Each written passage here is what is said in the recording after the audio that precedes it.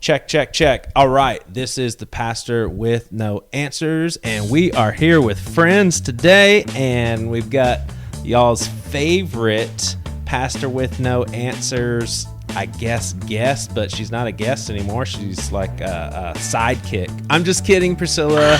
She's my wife. And then we've got a stupid in-heat cat in the bathroom, like right by us. So it's making gross. very gross noises, just wanting a male cat to do you-know-what with her. When I walk in, it's just the truth, Priscilla. Don't look at me like that. When I walk into the room, the cat sticks her butt up in the air. It is crazy, and she makes really nasty noises. She is just nasty. And when she's not... Stop gritting your teeth about it. When she's not in heat, she's just the sweetest little fur ball. She purrs. We pick her up. We say, "Oh, you are so precious. You're just so awesome. My gosh. We love No more you." cat talk. And we pet her. And when she's in heat, she just wants to be Stop. done. Stop. She just wants it. It's just like Dr. Jekyll and Mr. Hyde. You're making it worse. Okay, I'm making it worse. Okay, well, I'm sorry. Well, we have our friends Mary and Joseph, and these are alias names because of the content of this podcast. We started a house church with these guys, and then they moved back to their hometown with plans of starting one back in their hometown. But when you guys were in town and about to leave, one thing that we all prayed about together was the fact that y'all had changed a lot in your faith since being around your parents, you know, for the long haul and living in the same town. And you were actually legitimately concerned with how you were going to make that work. I think even to the point when your parents asked about what church you went to and even visited Charleston, y'all like took them to a different church and told them nothing about this crazy, sinful house church with a bunch of heretics. So catch us up to speed, I guess, a little bit with how you guys have changed in your faith, and then kind of fast forward to when you guys were in house church with us and y'all had concerns. How about that?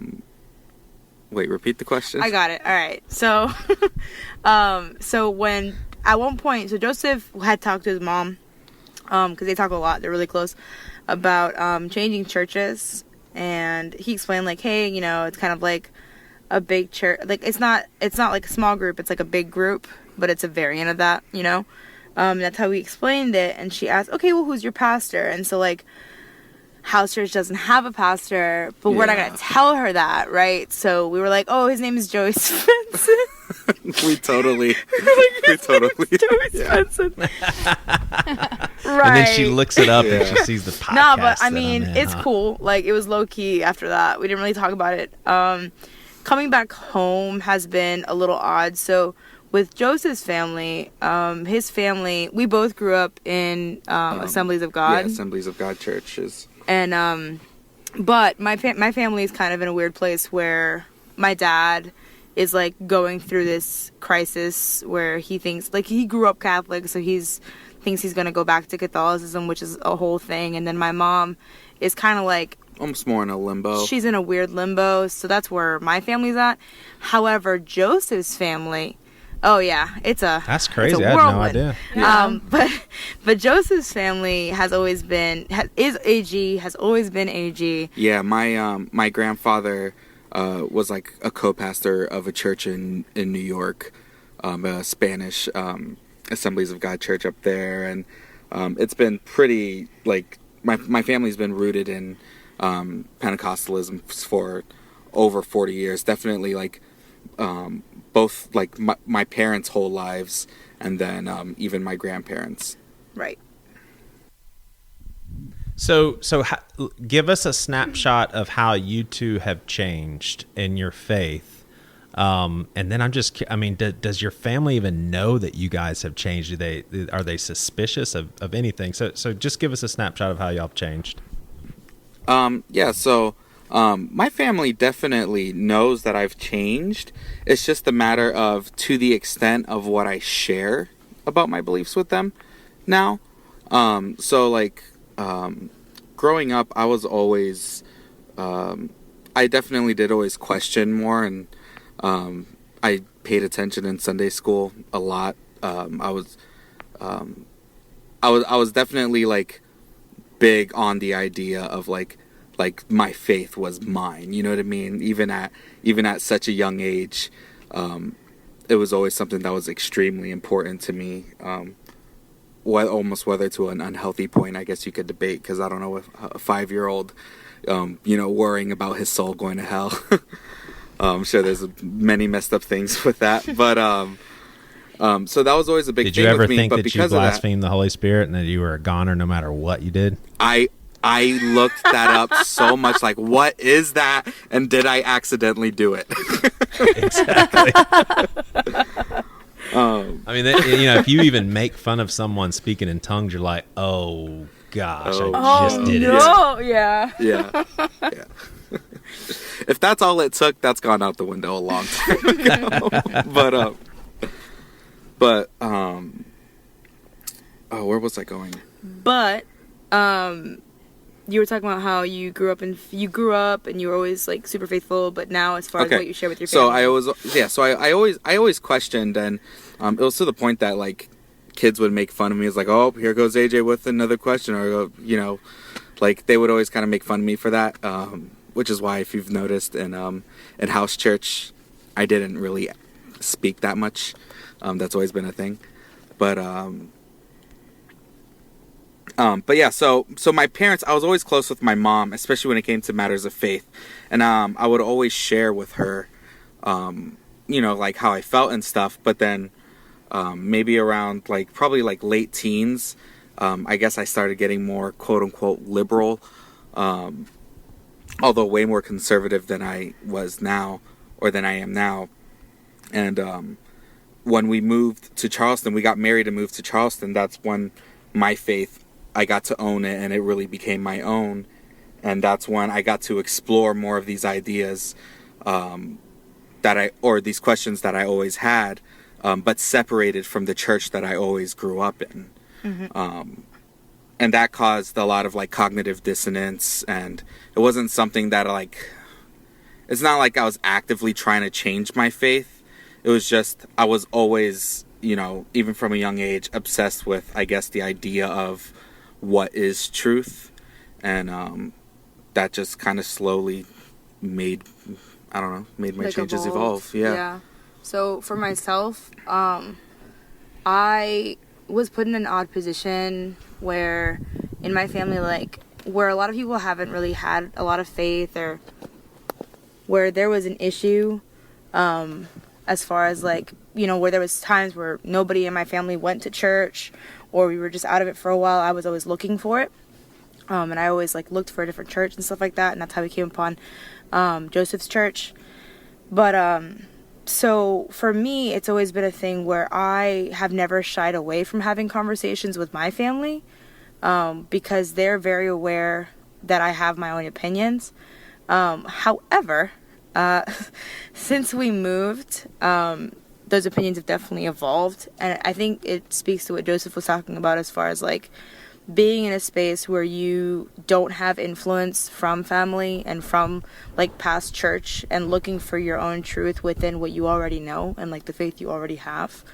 When you have time and separation where you can kind of tear that apart and bring it to its basic roots and regrow it in a new place, with a new context, it changes a lot. And so I've had a conversation with a couple of people in my family about certain stance changes as far as where I stand as far as homosexuality in the church, where I stand as far as women in the church, but definitely not with everyone.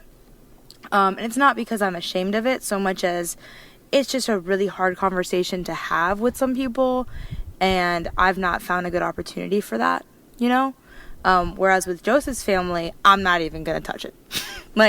If it gets brought up, a lot of times we'll just move past it or just be quiet, because it's not even worth the conversation. Can I, one thing I want to say about that you just said is I really, really think it's so mature of you guys how you're handling it, because you love your family. I feel like you're still letting love be more important than a religious belief, because your beliefs are changing and you're not letting that trump the relationship you have with your family. And I think that's just such a good example for so many. I think that's really awesome. Thanks, man. Thanks. So let's pick on Joseph's family then, especially with what you just said, Mary, as far as, you're not even going to go there. What in y'all's opinion would happen if you guys were completely open with exactly where you were about everything? I mean, just from questions you have about the afterlife, or maybe changed your mind changed on the afterlife, and Mary, what you mentioned as far as the LGBTQ, and just if you guys came completely clean, what does that look like for Joseph's family? I mean, do they start weeping because you guys are going to go to hell? So we talk about this, by the way. It gets brought up. We flirt with it, like just skirt around the edges, but never really actually say how we feel. Right. I think so. The issue is that, like, from my point of view, of them, I'm almost scared that if I were to tell them exactly how I feel, let's say about, like, anything from inerrancy to, all the stuff you said, that I'm like, that they would either view me as extremely misguided Christian or just completely lost. Yeah, so a lot of times that terrifies me for whatever reason. Yeah. Just the idea of them not, like, respecting my faith as me actually still being a part of that faith. Well, and almost go ahead. Sorry. It almost feels like, okay, so we like to play with hypotheticals a lot, like to an unhealthy amount. And a lot of it is not necessarily his whole family, but there are certain key members in his family, like his mom or his mom's mom and, like, dad, that if we were to open it out, right, like roll it all out for them, they would for sure you're right. They would for sure either be like, well, like, he's just very confused and he's in an odd place right now and we need to pray for him. Yeah, I just feel like they would probably rather have me theologically be more in line with their beliefs and then just maybe be kind of a lazy Christian, I guess, or, like, you know what I mean? Okay, so it's almost like his family would rather him ascribe to their beliefs, but, like, not be as involved in church, but still ascribe to their beliefs. Yeah, kind of like, and not to throw my sisters under the bus, but so like my sisters, if you were to ask them, they would say that they do care about their faith, but, like, they don't really actively do much with it at all, and they're constantly at odds with my parents with that. My parents are constantly telling them, you should be going to church, all this stuff, right?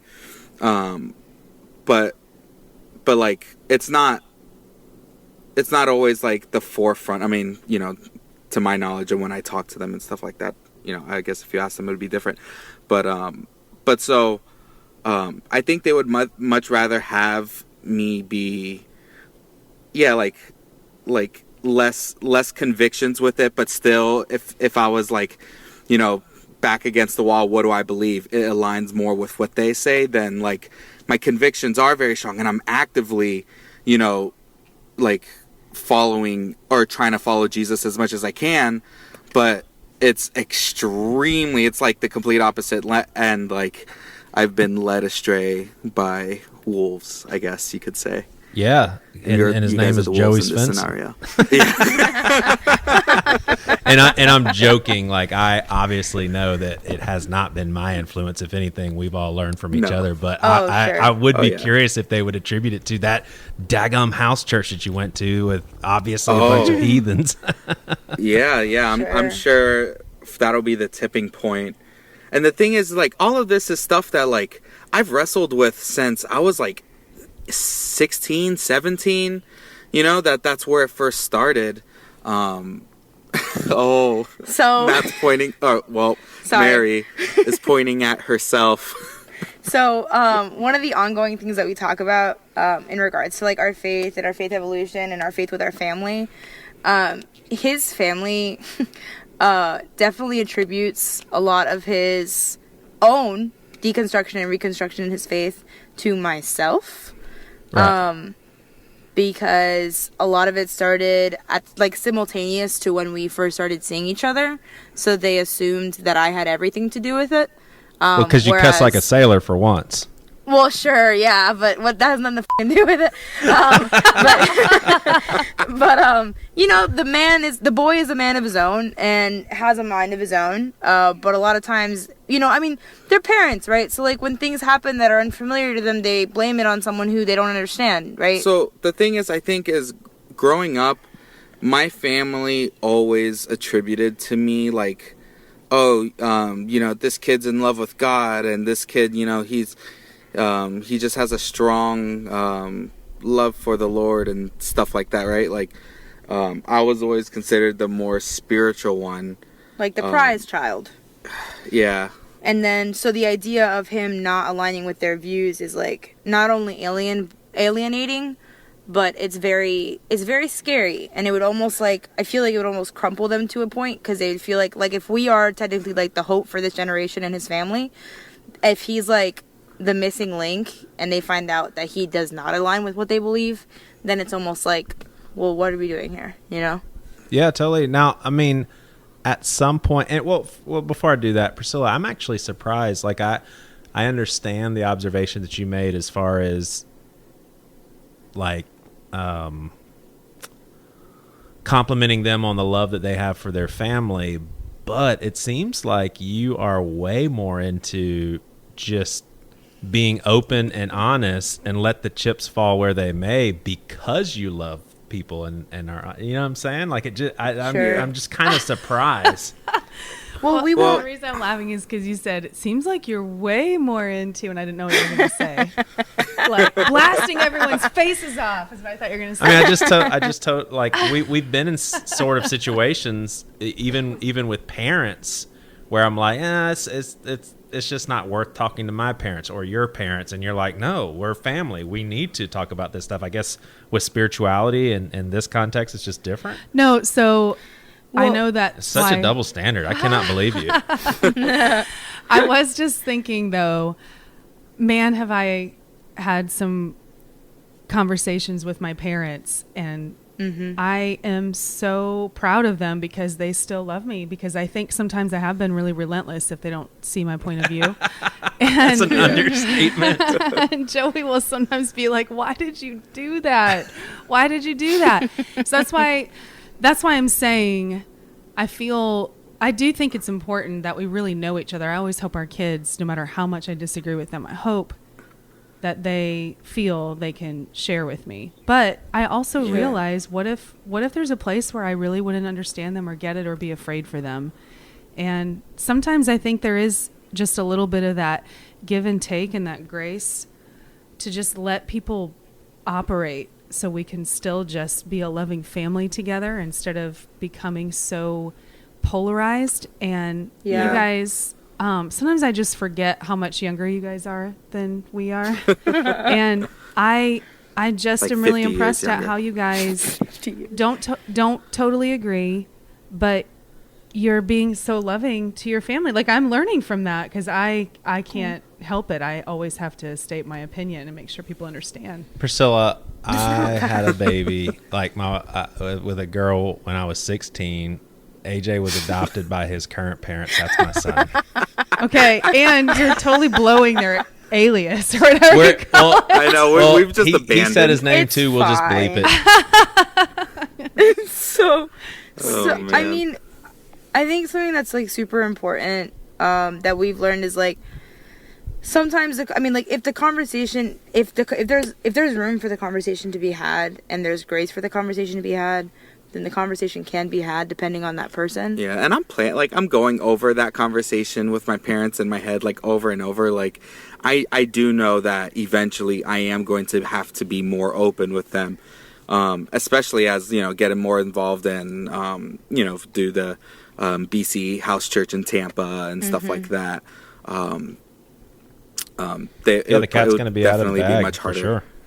Yeah. So we were having a conversation about that the other day, because in the event that does happen, which hopefully it will, we came to a very weird realization where, like, we would have to kind of be in charge of that.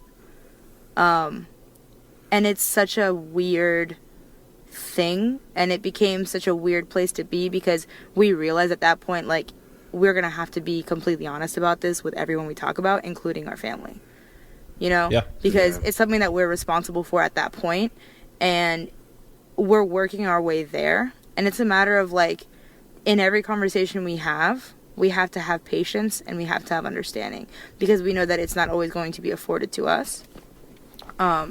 So going forward, we just want to make sure that we don't, like, that they are aware that we know exactly what we're doing.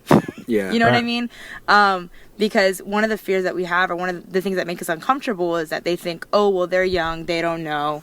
Or you know? we're just going with ways of the culture. Right. You know, or, you know, anything that we believe now is just based off of feeling. Right. You know, and And it's not like I've wrestled with this for almost 10 years. Yeah. Well, yeah. and You know? and here's what's crazy, and I'm going to pick on my wife a little bit, but I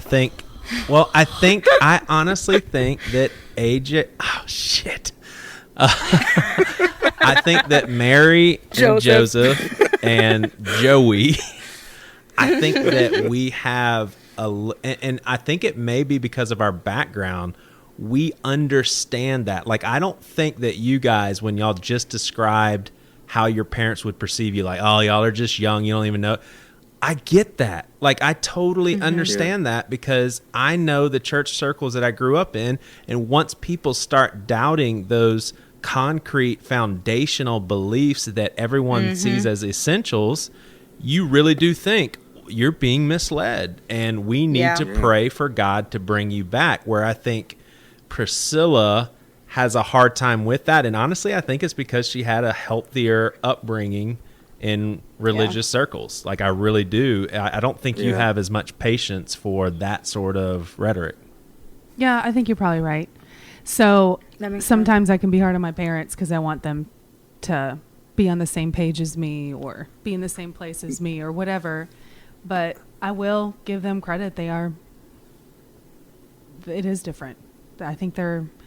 I mean, they have an open marriage now, so they've come in a long this is not true, But, like, I can't even imagine, like, debating with my family the idea of speaking in tongues, you know what I mean, which should be such a minor thing, but I can't even imagine talking about that, let alone I think the talking in tongues about thing. You know, inerrancy or homosexuality, or We don't believe in a physical hell. or egalitarianism.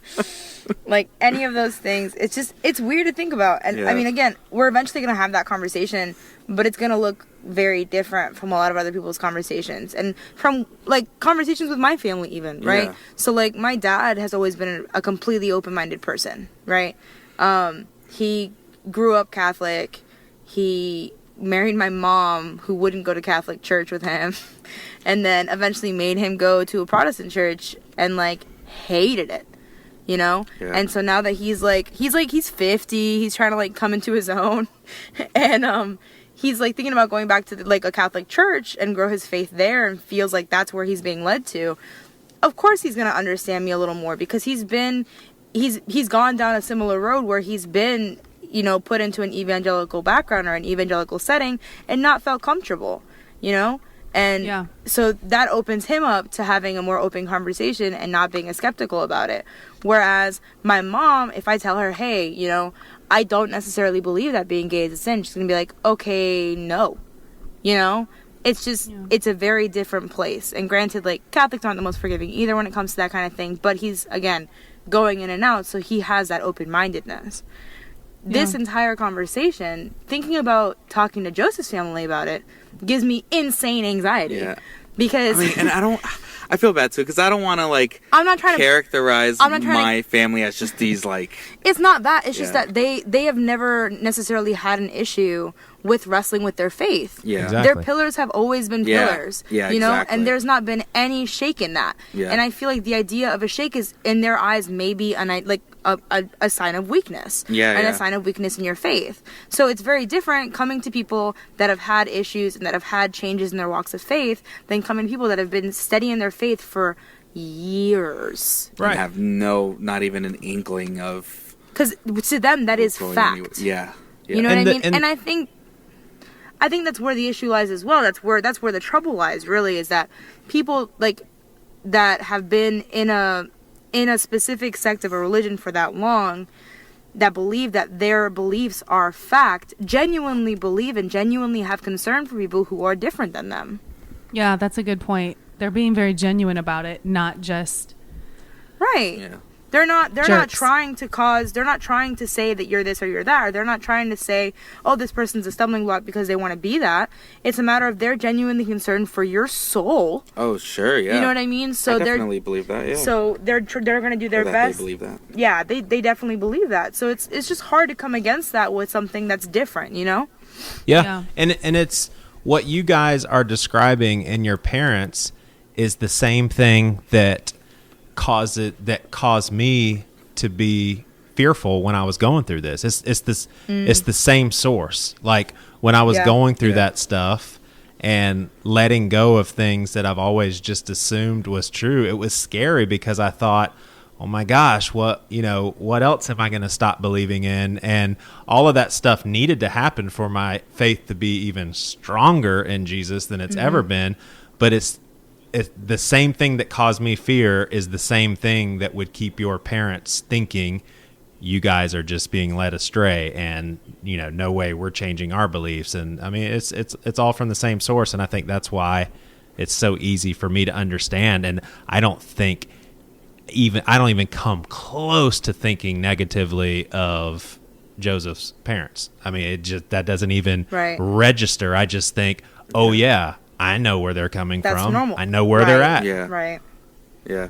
Right. Can I ask a quick question? I don't mean to take us completely in a different direction, but it's just like a memory popped in my head when Joey and I were first married. Like legitimately, Joey, maybe the first couple weeks of our marriage when we lived in that little blue house. Do you know what I'm talking about? Yeah, totally. I want to live. Do you remember when you had to?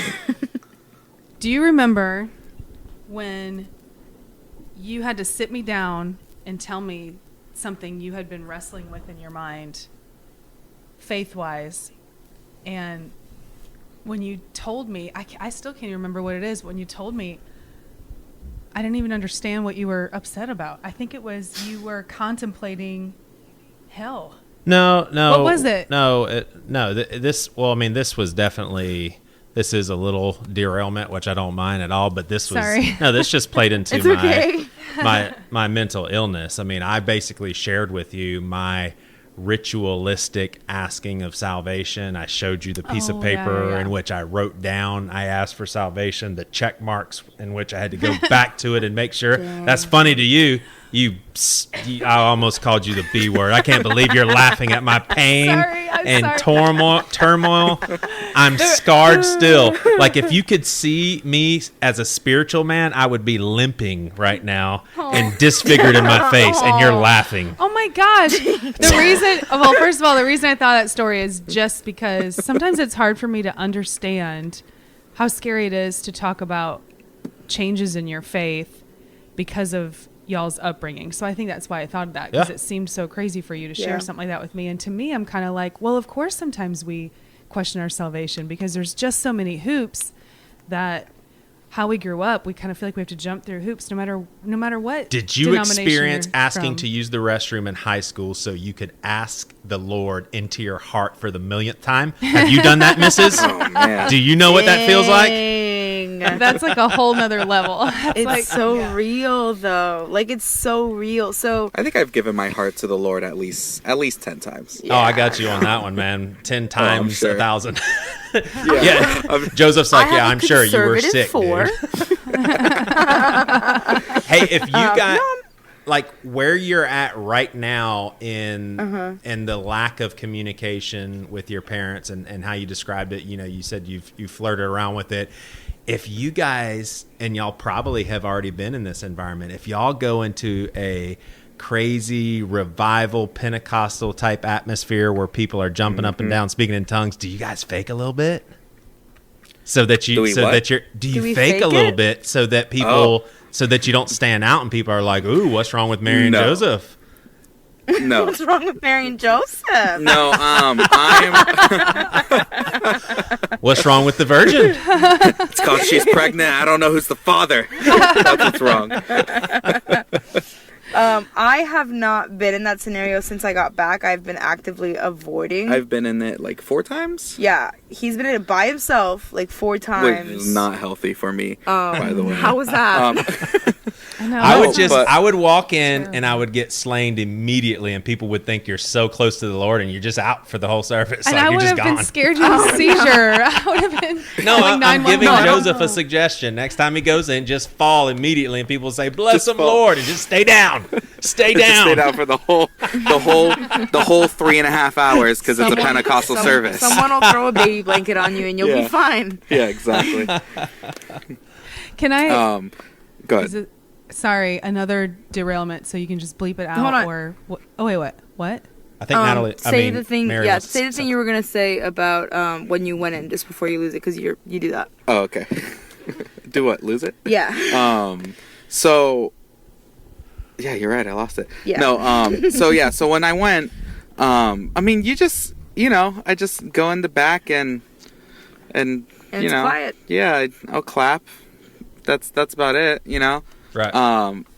Honestly, so like worship wise, I still love it. It's still amazing to me. You know, I don't necessarily speak in tongues, but at the same time, like when people speak in tongues, I don't necessarily roll my eyes either or anything. I like Grace. Yeah, it's like at best it's exactly what it says it is, and I'm wrong, and I have full faith that God has grace for that.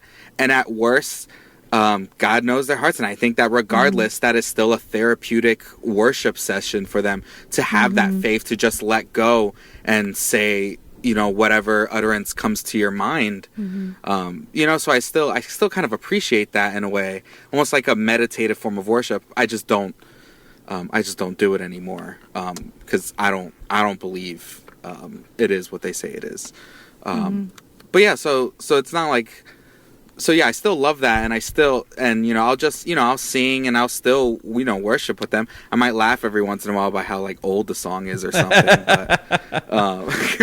But when the preaching starts, that's where it's more like, all right, time for an early lunch. yeah, Right. it's just a quick dip.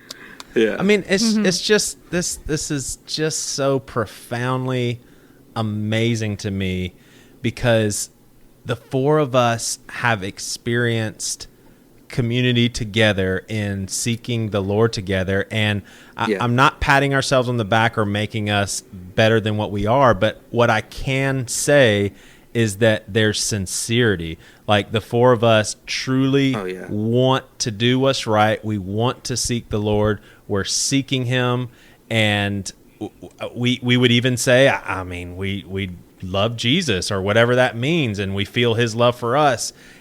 But but if someone, like if we described where we were at in our faith to your parents, there's no way that they could see it in the same beauty. There's just no way.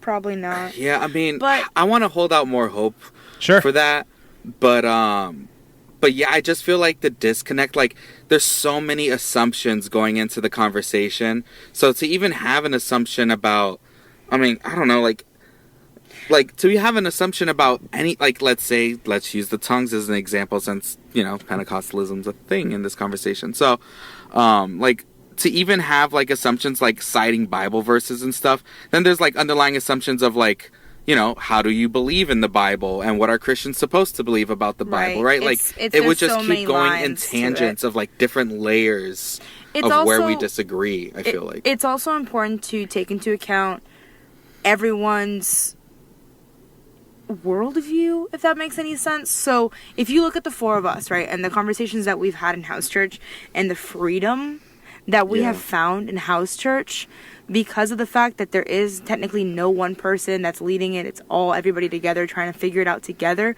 We've created a culture in which that is healthy and that is encouraged, right? So there's definitely people that I disagree with in house church, but house church, I guess, has taught me to accept and conversate about differences instead of like trying to fix them.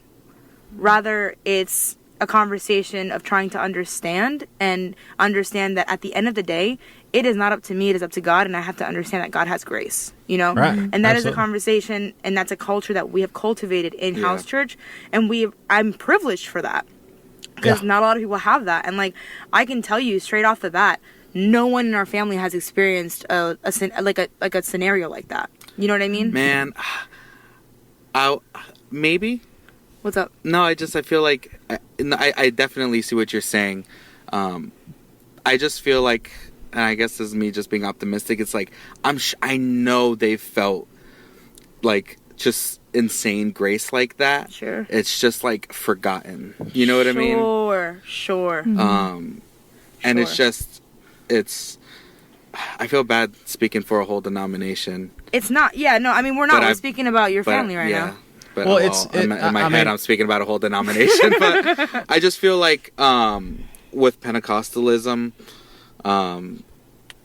it's definitely like righteousness first and love and grace follows. Sure. Whereas I feel like it's more backwards. Through love and grace you will achieve righteousness. Right. Yeah. You know, but it definitely seems to be flipped. Yeah, and I mean, at least in my experience, you're always kind of on shaky ground. So, like, grace is such a wonderful thing you share about, but then right after singing the song, if you have a lustful thought, that grace, it needs to be sought after again. Like, you have to ask for it again. It doesn't cover all your sins. You have to make sure it covers all your sins. So it's like, it's there, but you better make sure you do your part. Exactly. Exactly. Yeah. Dang, were you about to say something, Priscilla? Well, I'm sorry that I interrupted you earlier. We're having a little bit of technical difficulties, so I don't think I heard that you were still speaking, so I'm sorry about that. It's fine. One of the things that you just said again that reminds me of, I feel like part of my role in the four of us talking is trying to understand even where you're coming from, because I did not grow up the way you guys did. So some of it does sound a little foreign to me. And so a tiny little story, when Joey and I met at Winthrop, that year that I went there, I only went there for a year because I was from Iowa. My friend Amy and I were both little Lutheran Midwestern girls that were the best. We were trying to just get to know people, because we knew we were only going to be in Rock Hill, South Carolina for a year. And it was like an experience for us. So we were also trying to get to know other Christians, and we ended up going to this Bible study that we really loved. And we were the only white girls in that Bible study. Everyone else was African American and very, I don't even know what denomination. I guess it was do you know what denomination it was? Because you knew who I hung out with. Straight up Holy Spirit crazy. Yeah, there was a lot of running around and falling out and speaking in tongues. Very and charismatic. I had never heard that in my life. So to me, I thought this was like Southern culture. I was like, oh, cool. Like, this is, and what the thing though that I thought was so neat is when I entered in, I was entering in knowing that we grew up differently, but we all loved Jesus, and they saw me and my friend Amy the same way.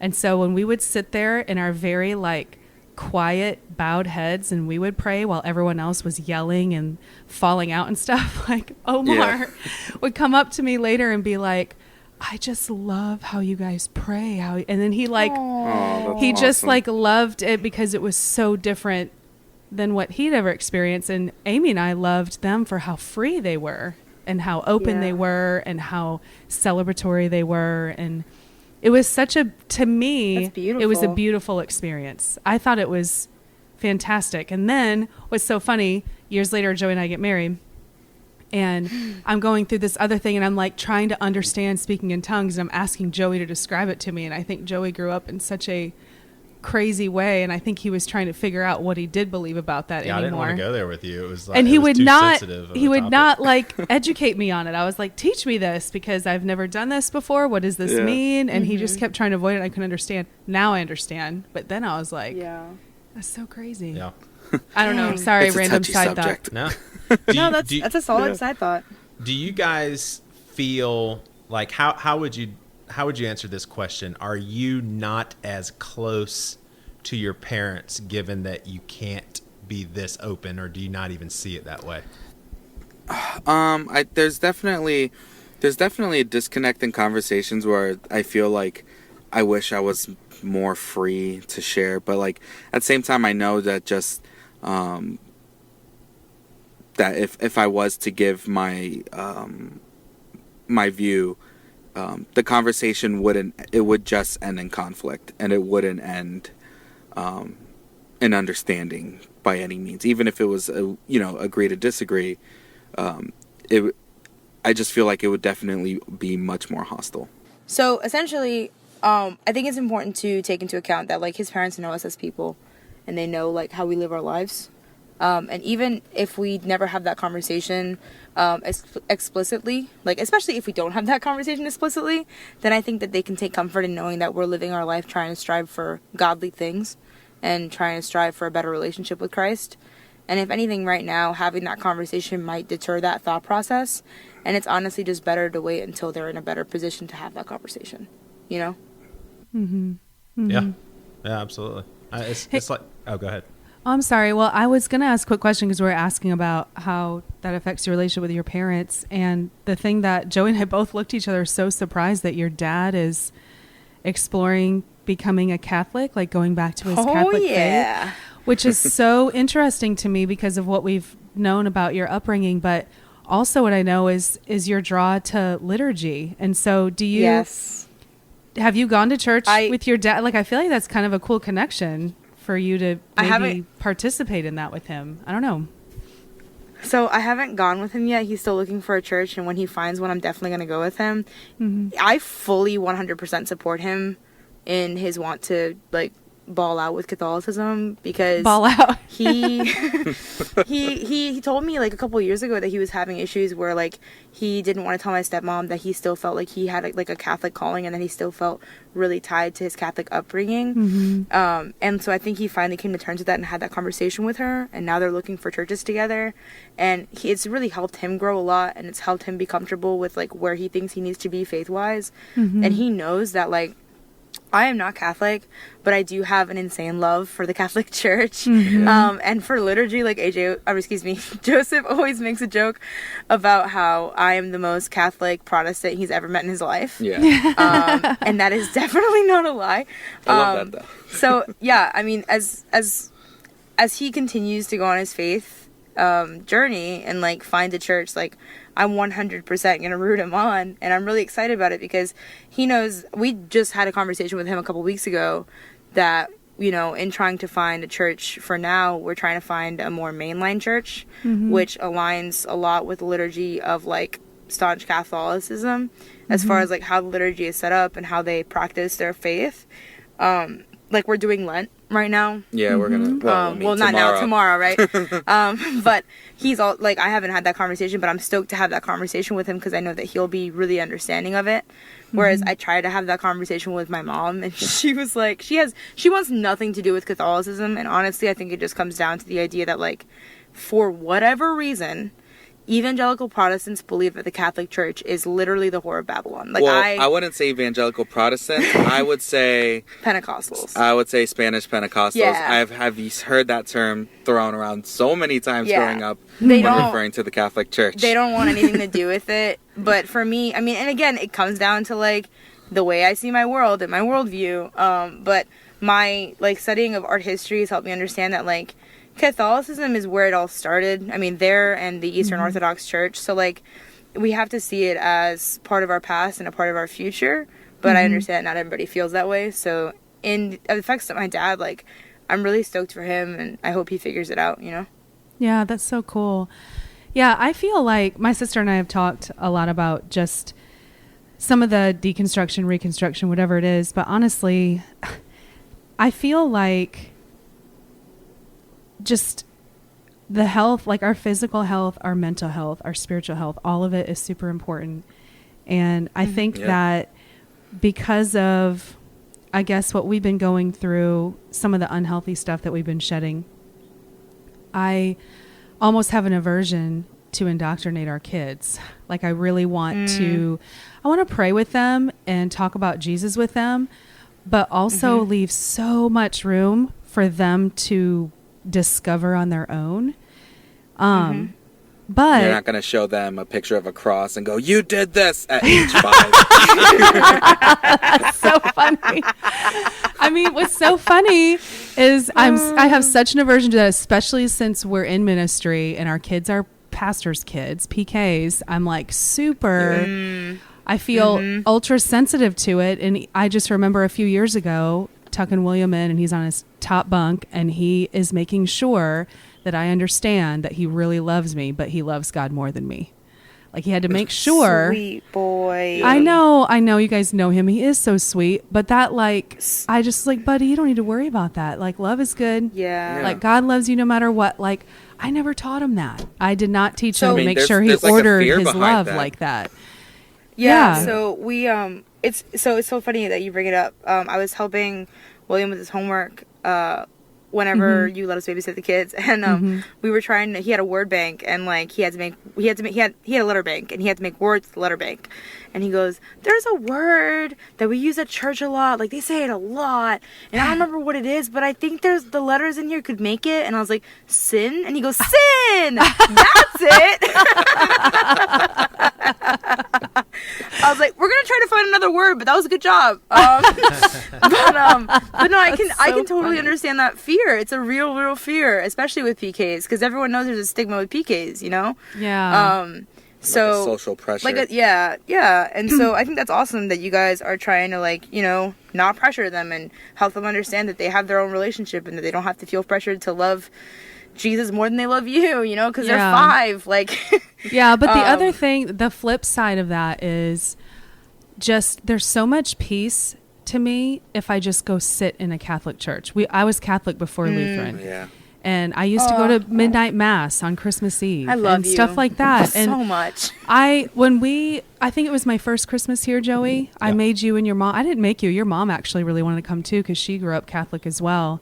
We went to Catholic mass on Christmas Eve and in Charleston. Charleston has all these super old, beautiful churches, and we did that, and it felt different because I was an adult, so everything sounded and felt different because it had been so many years since I had done that. But the Apostles' Creed that I said every single Sunday growing up in the Lutheran church, like when I come across in the Bible, I'm like, oh my gosh, I memorized that when I was so little. Like there is so much comfort in that. And so I just think it's healthy for our kids to have that because we are spiritual beings. Yeah. And I just think as long as my kids know, we really never have it completely figured out because we're human and God is a deity. Like God is God and we're human.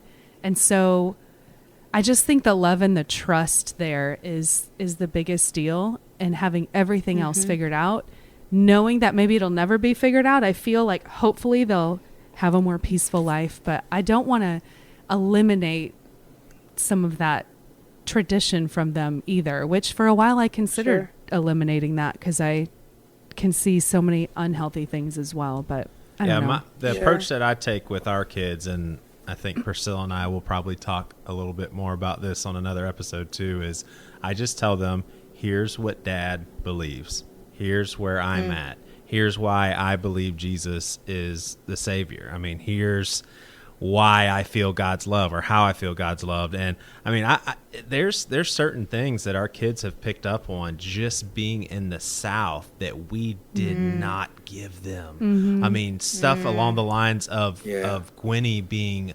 afraid when she has doubts. And I'm like, that's just not the kind of God that we believe in. We believe in a God that wants to lovingly guide you, and he doesn't freak out when you have a hard time believing in him. You know, so it's just, I think it's important to consider, you know, they have all the time in the world to figure it out, right? And like even us, we're all adults, and we're still finding new things in the faith that are beautiful and new things to struggle with, you know. A lot of my reconstruction of faith happened because of a history class, you know. So everything changes, everyone changes, and I think as long as you guys, I mean, you made a really good point, like bringing up faith with them in a way that doesn't feel pressurized and making traditions that, you know, are healthy. Like, that sounds awesome, you know? And Homeboy and I don't have kids, but we talk about it all the time because of the way that we were brought up. It's terrifying, you know what I mean? Yeah, and the idea of like, so do we let family watch our kids? Right, Or? because I mean, whether or not we indulge, and we're not the only people having contact with our kids, so it's a very scary thought. Well, could? Oh, sorry. That's what I was going to ask you. Like, how do you feel about your upbringing? Can you glean some positive from it? Is there some tradition that you've had that is beautiful too? Yeah. That you kind of draw from? For sure. Yeah. For sure. So we call them coritos, essentially, but they're essentially like hymns, but not as like solemn as hymns. Mm-hmm. But we, you know, during Christmas time always sing those. And I mean, it's little things, right? So my mom, a lot of it is worship and community. That's it. Ultimately, that's the positive we took out of it. Yeah. Mm-hmm. So my grandma always tells me, and I always used to hate when she told me this, but she always used to tell me, and still does, that whenever like I get stressed, because she knows I'm a very anxious person, to sing like a very specific corito about God giving me peace. And I was like, yes, Grandma, I know, Grandma. Mm-hmm. But at the end of the day, like, it definitely does help, you know? Yeah. And it's a beautiful thing, and I'm really glad that I have that. And honestly, the sense of community that I have, this is going to sound ridiculous, but the sense of community that we find with people who were, that were of that specific upbringing and have come out of it and have grown from it, that's a beautiful thing too. Yeah. Right? Sure, because we're not alone in that. And it's a very alienating thing to feel in that time. So it's nice to know that as adults, we're all in a good place, you know? Yeah. Well, this has been awesome, and for those of you that have been listening, this is a house church development in Tampa, so we're super excited. Hey. It's kind of like a bittersweet thing for us because we didn't want you guys leaving Charleston by any means, but the fact that maybe some people in Tampa will get a taste of the community that you described and get to know you guys, that is super, super exciting. I'll be super jealous. You guys are the best. I know Priscilla doesn't want to be in our house church anymore. She just I'm wants to be in moving the to office. Tampa. We're getting a divorce We'll take because you you guys on are starting a couch. house church. Congratulations, your house church just caused a divorce.